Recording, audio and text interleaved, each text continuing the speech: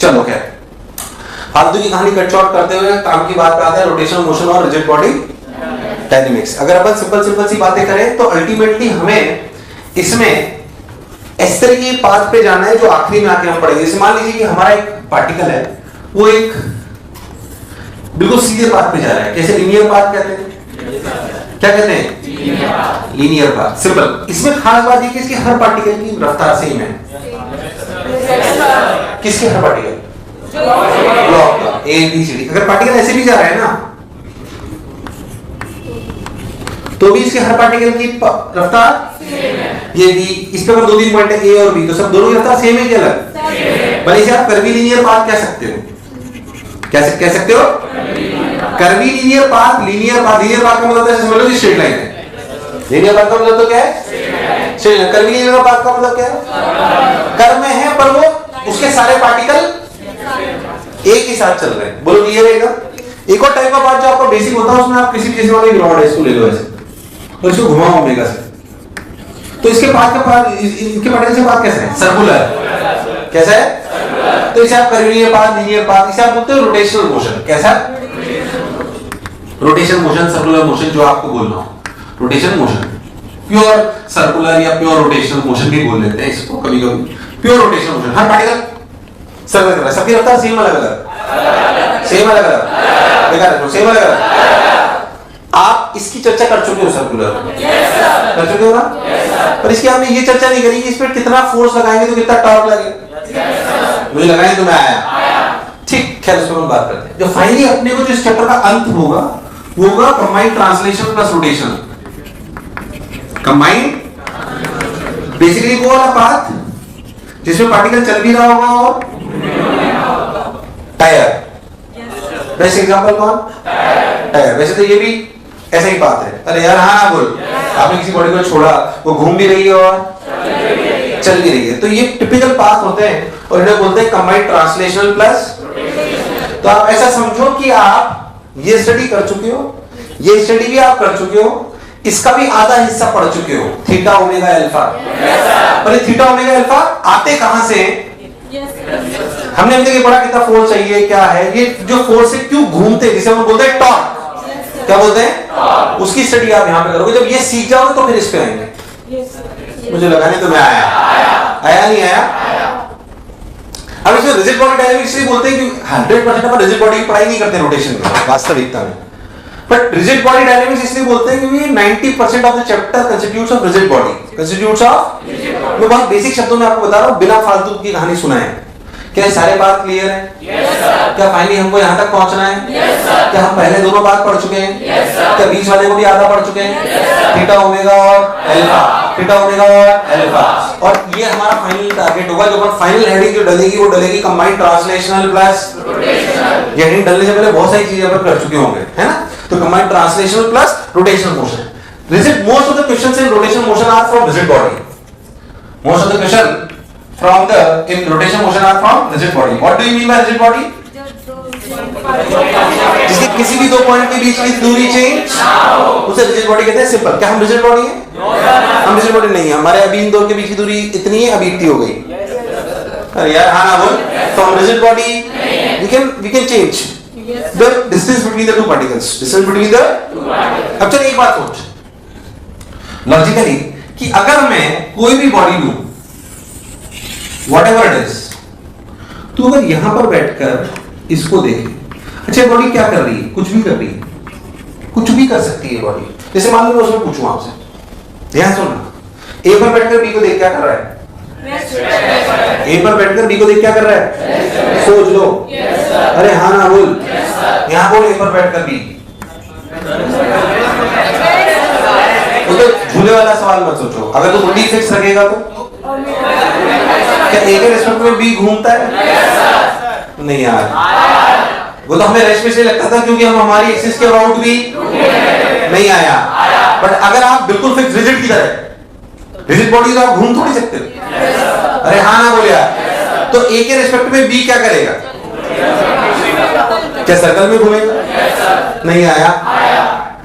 खास बात क्या है? मैं लग रहा हूं यहां पे टायर चल रहा है, ये ए ये बी, खुद बोल, ए के लिए बी क्या करेगा? सब लोग बोलेंगे, सब लोग बोलेंगे। अच्छा, सी के लिए क्या करेगा? सोच के बोल, सोच के बोल, सोच के बोल, अरे सोच के बोल, घूमेगा। अरे हाँ ना बोल। खास बात ये है कि मैं तो कह रहा बॉडी कुछ भी कर रही हो, ये बॉडी ऐसे चल रही हो, ऐसे घूम रही हो, कुछ भी कर रही हो, मैं तो कह रहा एक पॉइंट और ले लो सी, इनके बीच की दूरी कभी चेंज नहीं हो सकती। ए बी सी और ए और बी के बीच की दूरी चेंज, बी और सी के बीच की दूरी चेंज, ए और सी के बीच की दूरी चेंज। पहली बात, जब दो पार्टिकल के बीच की दूरी चेंज नहीं हो सकती और वो ऐसी चीज पर है जो चल भी रही है, घूम रही है, कुछ भी कर रही है, तो उन दोनों के बीच का रिलेटिव मोशन या तो रेस्ट होगा या सर्कुलर होगा, क्योंकि constant distance between the two particles के दो ही स्टेज है। Constant distance between the two particles की या तो रेस्ट पर है या वो, और कुछ हो ही नहीं सकता, और कुछ पॉसिबल ही नहीं है भाई साहब, और कुछ पॉसिबल। तो रिजिड बॉडी में क्या ध्यान रखना है कि in case of rigid body when we sit on one of the particle then the motion of the other particle may be at rest or circle और अच्छा एक खास बात और, जैसे मान लो कोई रिजिड बॉडी है, ये बी ए, ये बी ए सी के बीच का चेंज होगा, वही रहेगा हमेशा, ए सी बी के बीच का। अगर ये पूरा घूमेगा तो जितना ये घूमेगा उतना ही, क्योंकि इनके बीच का एंगल कभी भी चेंज नहीं होगा। तो ए के लिए बी जितना घूमेगा उतना ही बी के लिए, तो क्या omega of A with respect to B equals to omega of A with respect to C? नहीं आया। तो रिजिड बॉडी की किसी भी एक पार्टिकल की ओमेगा दूसरे पार्टिकल के लिए क्या रहती है? सेम। नहीं आया। कोई भी दो पार्टिकल ले लो, कोई भी दो, उनकी एक के रिस्पेक्ट में दूसरे की ओमेगा, क्योंकि उनके बीच की कोई भी दूरी चेंज नहीं हो रही है। मेरे इसके और इसके बीच की दूरी चेंज, अब सोचिए कमरा कैसे भी घूमे, कैसे भी घूमता है, पर हम तीनों की दूरी बीच की दूरी चेंज है, तो ये ट्रायंगल कभी भी चेंज नहीं होगा। तो अगर मैं इतना घूमा तो ये भी, तो ये भी, नहीं आया। रिजिड बॉडी की तीन स्पेशल बात जो याद रखनी है। रिजिड बॉडी के किसी भी दो पॉइंट के बीच की दूरी चेंज नहीं होती, इसलिए path of one particle with respect to another particle is may be at rest और circular, and omega of one particle with respect to another particle remains same, या omega of between two any of the two particles with the rigid body is same. Basic सी बात, बिना कहानी मतलब ज्यादा सुना है, दो तरीके के पार्ट जो पढ़ चुके हैं, ये प्योर रोटेशन, ये combined translation plus rotation. 90% of the question in rotation motion comes from rigid body. Rigid body की खास बात जो आप अपने शब्दों में लिखोगे, मैं नहीं लिखाऊंगा, क्या लिखोगे सुन लो अच्छे से। रिजिड बॉडी के किसी भी दो पॉइंट के बीच की दूरी चेंज नहीं होती, आवाज नहीं आई, किसी भी दो पॉइंट के बीच की दूरी चेंज नहीं होती, इसलिए अगर एक पार्टिकल पर बैठकर दूसरे को देखोगे तो या तो बात रेस्ट पे नजर आएगा या फिर सर्कुलर, और किसी भी दो पॉइंट के बीच की ओमेगा सेम है, किसी भी दो पॉइंट के बीच की ओमेगा लिख डाल। फिर आगे बढ़ते हैं और बात को समझते हैं।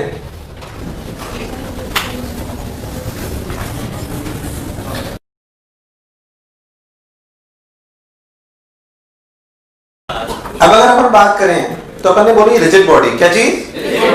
एक्चुअली क्या मैं इसमें बात समझाता हूं आपको। जैसे चलो अपन पहले एक बात समझते हैं कि मान लो कोई भी बॉडी है, ये बॉडी मान लो इसके अबाउट ऐसे ओमेगा से घूम रही है, कितने से? इस बॉडी में बहुत सारे मास है, M1 M2 M3 M4, अगर ये ओमेगा से घूम रही है तो इसके किसी भी पॉइंट, मान लो ये मास M1, इसकी रफ्तार कितनी है?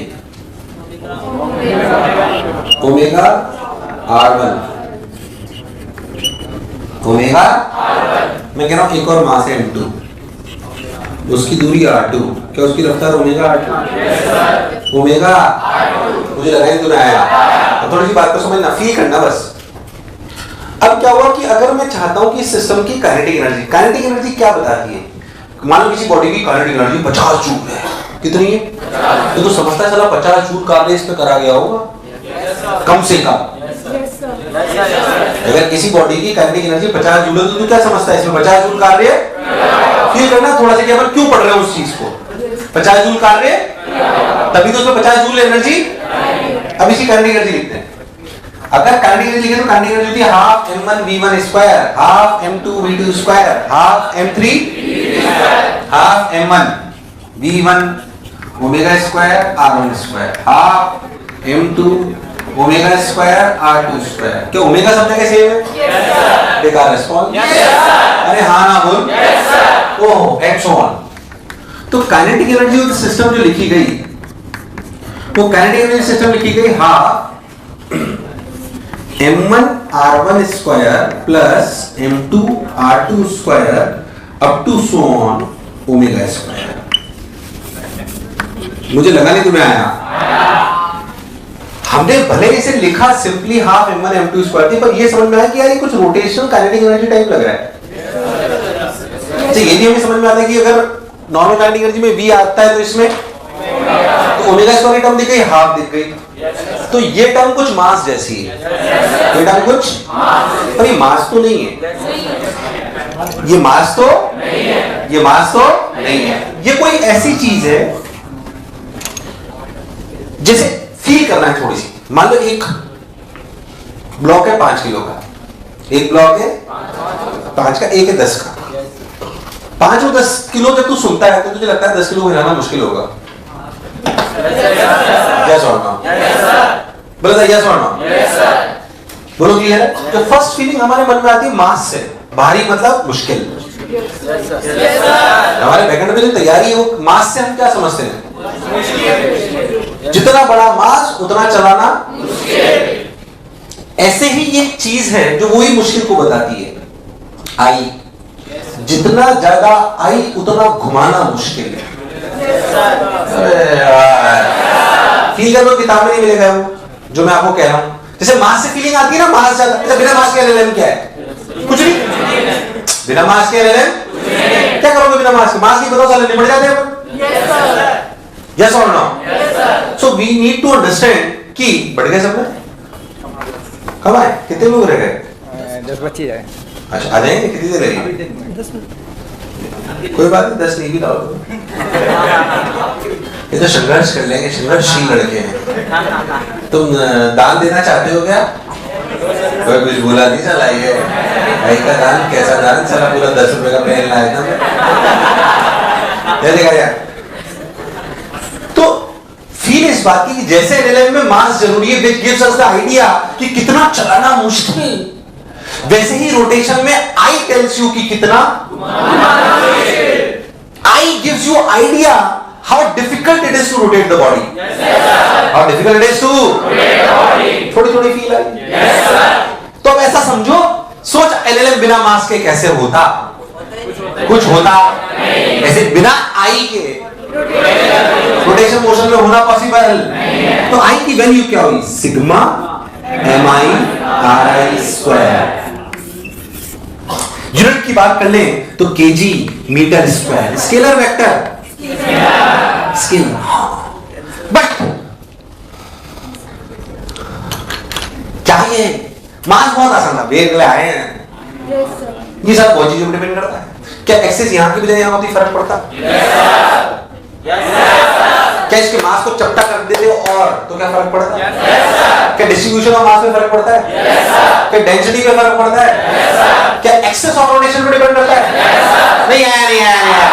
अगर if you will change axis of rotation, क्या r1 r2 will change? If r1 r2 will change, क्या moment of inertia will change? यार हां ना बोल। यही चीज, यही मास की बॉडी। बोलो कि ये है ना? बोलो घुमाते घुमाते ले जाना, घुमाने में बहुत मजा आ रहा। एक बच्चा तो ऐसे घुमा रहा है ओमेगा से, मैंने बोला कुर्सी को घुमा रहे ओमेगा से, घुमाना चालू कर ली।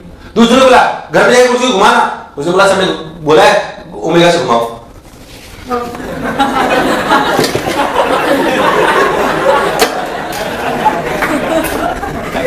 पहला वाला आसान था, दूसरा वाला क्या चेंज कर दिया?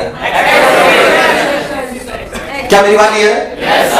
नया नया सिलेंडर बांटने वाला आदमी है, उसने बोला परेशान मत हो ना, तकलीफ में मत आना, लुढ़काते लुढ़काते ले जाना ओमेगा से। वो भाई साहब ऐसे लुढ़काने की बजाय ऐसे से लुढ़का तो ज्यादा परेशान हो गया होगा। Yes or no? Yes, sir. So moment of, again, if we talk about the real feel about the moment of inertia, जैसे कि मास बताता है कि कितना मुश्किल है चलाना, वैसे ही मोमेंट ऑफ इनर्शिया बताता है कि कितना मुश्किल है घुमाना। नहीं आया, आया नहीं आया, हाँ, पर जितनी आसानी से मास की उपलब्धता थी एनएलएम में, उतनी आसानी से कैलकुलेट नहीं होगा। इसलिए वहां इतनी मेहनत नहीं करनी पड़ी मास के बारे में, यहां मेहनत, पर ये बात समझ में आती है कि अगर ये नहीं होगा तो आगे कुछ भी नहीं होगा, खेल ही खत्म हो जाएगा। अरे हाँ ना बोल, सारे फॉर्मूला में यही तो आएगा, kinetic energy half I square torque बराबर आई अल्फा। अरे हाँ ना बोल यार, angular momentum equals to d tau by dt, कभी यही आएगा, कोई शक वाली बात नहीं है। मुझे लगा नहीं तुम्हें आया। और moment of inertia basically feel वाली डेफिनेशन है कि जितना मुश्किल है मास को देखकर ये सोचना कि कितना मुश्किल है चलाना, ऐसे ही moment of inertia gives you about the idea that कितना मुश्किल है घुमाना। क्या moment of inertia depends on mass distribution? क्या डेंसिटी? क्या एक्सिस ऑफ रोटेशन? अरे हाँ ना बोल। और क्या बोला था मैं? Distance of the mass from the, वो डिस्ट्रीब्यूशन में आ गया अपने आप, कोई बुराई वाली बात नहीं है। आया कि नहीं आया? राइट। क्या खा लो? इधर सुने आप, बेसिक सी चीज में खत्म कर लेते हैं, वैसे भी कुछ अच्छा था चालू ना नहीं। इधर सुन, आज बस मैंने आपको दो तीन बातें बताई। कितने तरह के बात होते हैं? कितने तरीके के? हमें क्या क्या पढ़ना है? मैंने आपको रिजिड बॉडी के बारे में 2-3 पॉइंट लगाए। मैंने आपको ये बात समझाई कि मोमेंट ऑफ इनर्शिया हमारे लिए क्यों जरूरी है। अब आने वाले 2-1 लेक्चर, 2 से 2.5 lecture, we will talk about कि मोमेंट ऑफ इनर्शिया कैलकुलेट, ये तो हमें समझ में आ गया कि वो इंपॉर्टेंट है, इसके बिना कुछ होने वाला नहीं है। सबसे इंपॉर्टेंट फॉर्मूला जो हमारा है वो है torque equals to I alpha. Torque equals to I alpha हमारे लिए सबसे इंपॉर्टेंट फॉर्मूला होगा। ध्यान से सोचो, इसके लिए टॉर्क आना जो आर क्रॉस है, पर आई भी आना, अल्फा कहां पढ़ा था? इसकी एक चीज आप पढ़ चुके हो, अल्फा। क्या चीज? अल्फा आप लोग पढ़ चुके हो, जैसे रेगुलर एक्सप्रेशन बोलते थे alpha equals to AT by R, alpha equals to, उसका आई यहां पढ़ोगे, फिर टॉर्क सिखाऊंगा, फिर इक्विलिब्रियम प्रॉब्लम पढ़ाऊंगा, फिर torque equals to I alpha पढ़ाऊंगा। वो भी torque equals to I omega नहीं होता। इधर सुने, छोड़ोगे तुम, मत परेशान हो, दिमाग में जोर मत डालो बेटा, थक जाओगे। तो मोमेंट ऑफ इनर्शिया की बेसिक चर्चा, तो लिखो calculation of moment of inertia. Calculation of moment of inertia, calculation of moment of inertia. ठीक, सिंपल चालू हो रहा है, शर्म आ गई मतलब चला।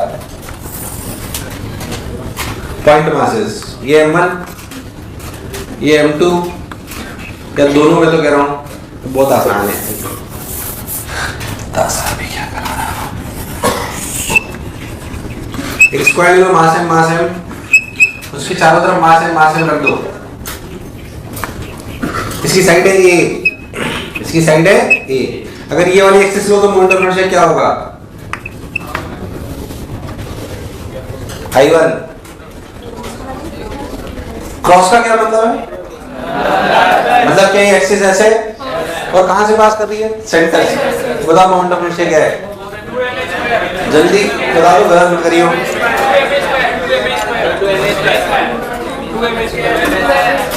शर्म आ गई, बिल्कुल बेसिक, बिल्कुल लल्लू, महालल्लू सवाल है, जल्दी करो। क्या मोमेंट ऑफ इनर्शिया फॉर्मूला है? R स्क्वायर होता है। अच्छे से R कैसी दूरी होती है? कोई भी दूरी या परपेंडिकुलर? कैसी दूरी? याद रखना, R is the perpendicular distance of the mass from the axis of, याद रखें एकदम कि R is the perpendicular distance of the mass from the axis of rotation। कहीं से भी नहीं ले लेंगे उसको। चलो बोलो, सब लोग बोलो, सबका आ गया क्या? सोच के देखो तो, क्या इस वाली एक्सिस से इसकी परपेंडिकुलर दूरी ये है? क्या पूरी दूरी क्या √2a है? तो क्या ये वाली दूरी √2a/2 है? मतलब क्या a/√2 है? क्या इससे यहां तक का मोमेंट ऑफ इनर्शिया ma/√2 का होल स्क्वायर, यार मुझे लगा ही नहीं तुम्हें आया। तो भाई साहब ma/√2, क्या बाकी 3 भी ऐसे कैसे ही हैं? मतलब इसको कितने से मल्टीप्लाई कर दूं? 4 से। किससे? 4 से मल्टीप्लाई कर दो, इक्वल्स टू I1। आंसर आया 2ma²। कितना आया? अरे कभी तो हाँ ना बोल। 2ma²। और देखो ये एक्सेस हो तो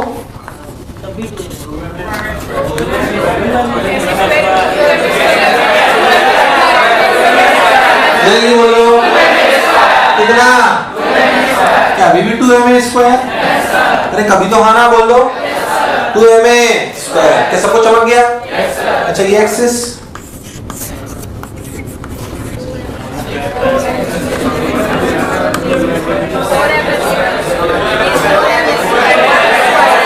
सिंपल सिंपल है एकदम।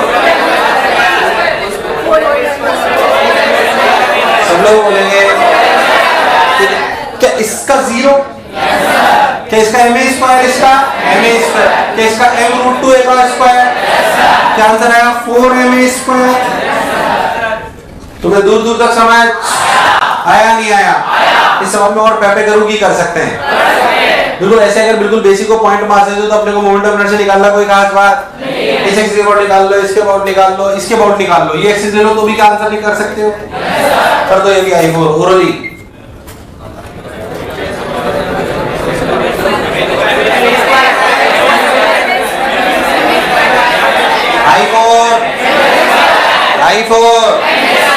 I4 कितना?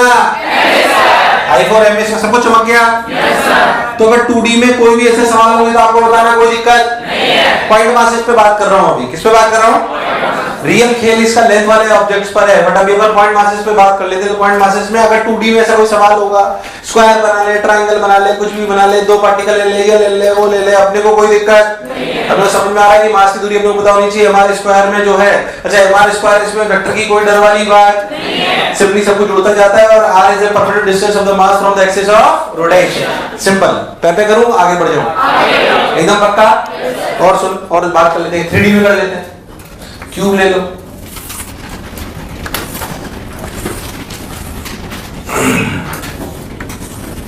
तुमसे मिलना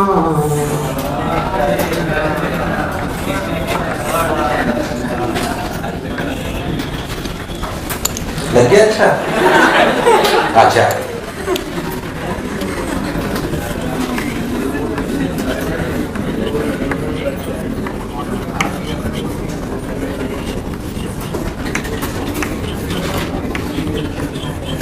आठ पार्टिकल है, मास m के, क्यूब साइड ए, क्यूब साइड ए।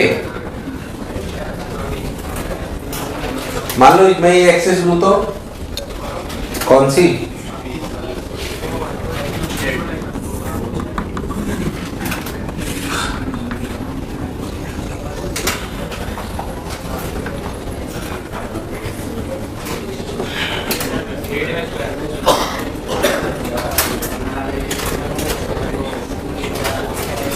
करो करो सब लोग बोलो 8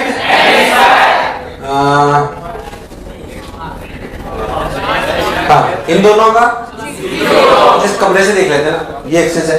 यस सर। इस कमरे के चारों वर्टेक्स को mm मान लो। इस कमरे के चारों वर्टेक्स को, तो ये साइड है। अरे हाँ ना बोल। ये साइड है, कोई बुराई वाली बात? यहाँ से लेकर यहाँ तक की साइड है, उसमें कोई शक वाली बात?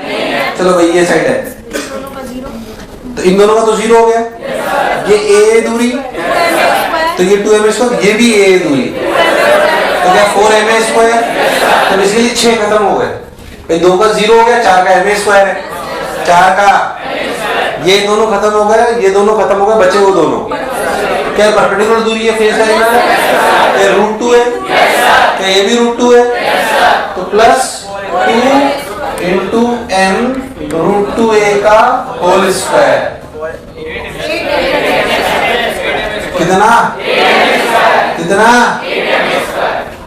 इसमें और टफ भी हो सकता है वैसे काफी अच्छा। अब वो है गणित ही, उसमें कोई फिजिक्स कोई खास इमेजिनेशन, जैसे मान लो आप ज्यादा टफ तो नहीं रहेगा। चलो एक तो आप ये वाला बता दो, ऐसे सेंटर से बिल्कुल ऐसे।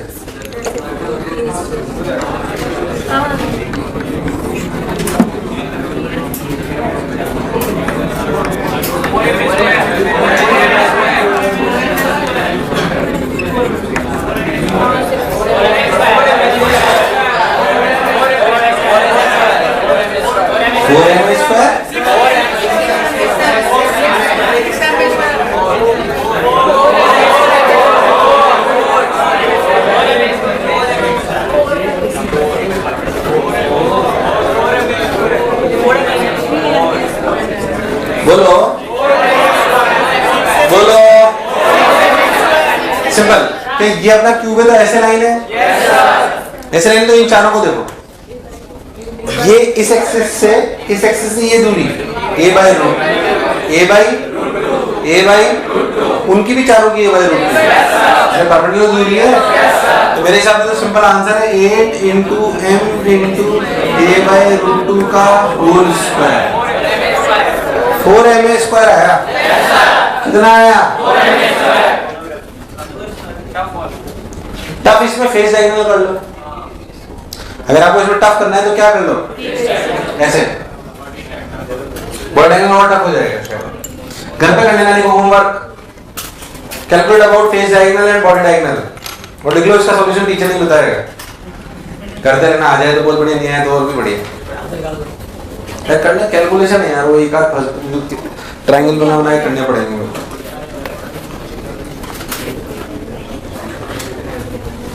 लिख लो होमवर्क। अगले टर्म से I start with moment of inertia for distributed mass systems. Moment of inertia for distributed mass. अभी मैंने कौन सा कराया? एक सवाल 2D का करा, एक में बहुत सारे सवाल 2D के करा दिए, एक में ही 3D के करा दिए। फिर जो बोला चमका, मेन खेल है डिस्ट्रीब्यूटेड मास सिस्टम्स का। किसका है? मुझे लगा नहीं तो मैं आया। अगले टाइम एक्सरसाइज 3 करेंगे, क्विज 4 करेंगे, फिर ये करेंगे। बोलो क्लियर है? एक्सरसाइज 3 करेंगे, क्विज और फिर ये करेंगे। Got my point? Thank you.